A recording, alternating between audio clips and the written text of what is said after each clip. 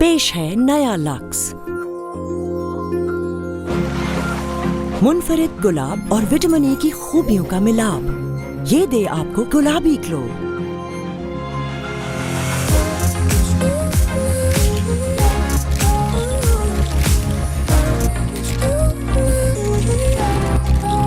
ऐसा गुलाबी ग्लो जो रोशन करे सबको। नया लक्स, खूबसूरती जो रोके ना रुके।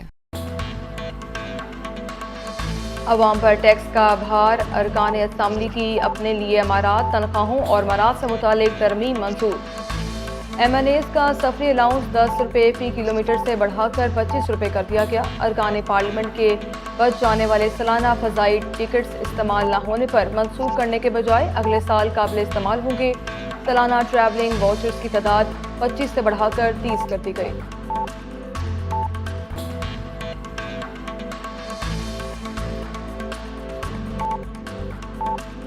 अपोजिशन लीडर उमर यूब ने बजट को आवाम के खिलाफ इक़्तिसादी दहशतगर्दी करार दे दिया। कौमी असम्बली से खिताब में कहा, वज़ीर आज़म ने खुद एतराफ़ किया कि ये बजट IMF से मिलकर बनाया। मैंने कहा था कि ये बजट हिटमैन ने बनाया है। ये पाकिस्तान के अवाम के खिलाफ इक़्तिसादी दहशतगर्दी है। ये काबीना है या सिर्फ पहले गंदम बाहर से लाए, अब गंदम बाहर बेचने की तैयारी की जा रही है। इनको मईशत की बुनियाद का नहीं पता।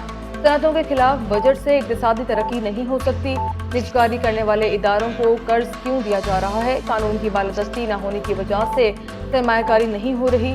बेवकूफ़ कह कर रहे हैं कि अफराते ज़र कम हो गई। गंदम की दरामद में अरबों रुपए बनाए गए।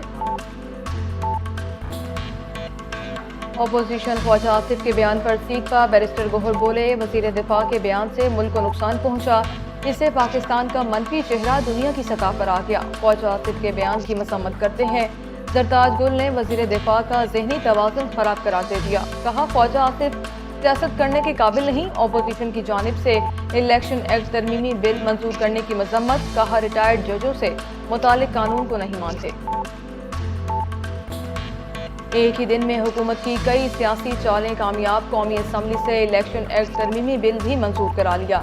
वज़ीर कानून आज़म नज़ीर तारड़ कहते हैं, इलेक्शन ट्रिब्यूनल हाईकोर्ट के रिटायर्ड जज पर भी मुश्तमिल हो सकते हैं। वफाकी हुकूमत ने इलेक्शन एक्ट 2017 में ये तरमीम तजवीज़ की। हाजिर सर्विस जजों के इलेक्शन ट्रिब्यूनल फैसलों में ताख़ीर करते हैं।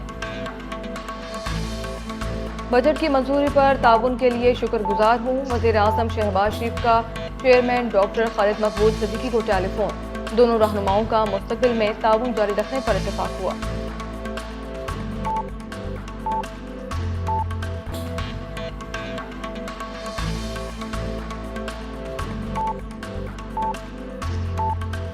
सिंध असम्बली का 30 खरब 56 अरब रुपए का बजट मंजूर। सूबे को विफाक से 62% रकम मिलेगी।